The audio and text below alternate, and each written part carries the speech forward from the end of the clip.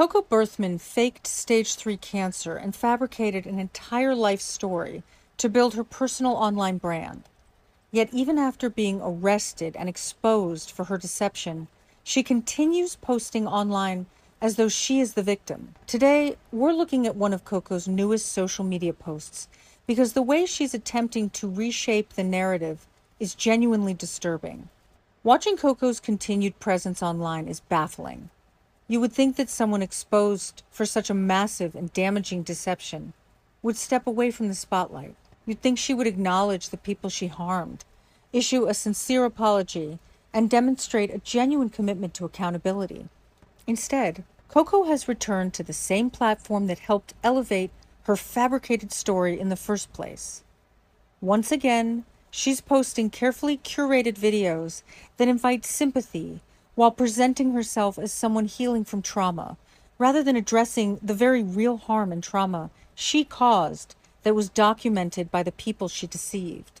If you watch Coco's newest Instagram reel without knowing the facts, you'll see a beautifully shot aesthetic montage. She's out in nature, walking her dogs, looking carefree and free-spirited. Layered over the video is an emotional spoken word piece about surviving trauma. It talks about the instinct to flinch, the lasting terror of abuse, and the struggle to trust people again.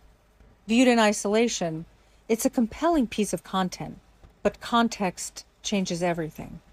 Because this is someone whose fabricated story and fabricated cancer diagnosis devastated countless people who genuinely believed they were supporting a genuine and authentic person. Imagery and audio frame Coco as someone courageously working through trauma. Yet the documented reality is that many of the people left struggling with shattered trust were the very individuals she subjected to intense emotional abuse and manipulated for years. Let's not forget that survivors and advocates have publicly spoken about the damage Coco caused. Many have also reported being blocked after attempting to raise awareness of her conduct or hold her accountable.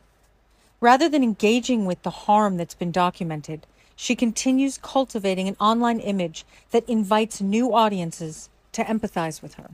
And that's what makes this post so unsettling. The emotions described in that audio, the flinching, the fear, the inability to trust, the deep emotional scars, actually reflect the lived experiences described by many of Coco's victims. Many were women with histories of trauma themselves. Some were trafficking survivors. Others worked tirelessly in advocacy spaces because they genuinely wanted to help someone they believed had endured unimaginable suffering.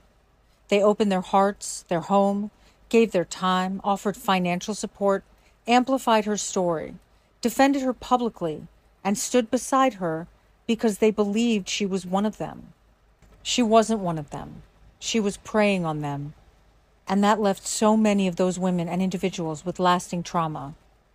According to their own accounts, they were manipulated, emotionally exploited and abused, stolen from, and left questioning their own judgment after discovering that so much of what they had invested themselves in was built on lies. Those are the people who were left flinching. Those are the people left struggling to trust again. Those are the people forced to rebuild after discovering that they had been deceived by someone they believed they were supporting and protecting. So to watch Coco now use the language and imagery of trauma as the backdrop for a carefully curated social media reel is deeply disturbing. It takes words meant to describe the experiences of genuine survivors and places them in service of someone who has never publicly taken meaningful accountability for the deception and emotional abuse she inflicted upon so many that caused so much harm. Whether this is an attempt to rehabilitate her public image or simply another chapter in the same long-running pattern, one thing remains true. The documented facts have not changed. The deception happened, the scams happened, she stole from trauma and trafficking survivors. The victims have spoken. The criminal case happened. The harm described by those who once trusted her is very real.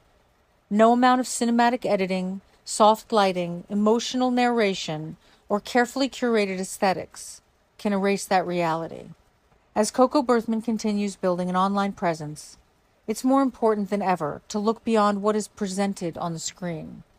Beautiful visuals can evoke powerful emotions, but context matters, and the acts matter.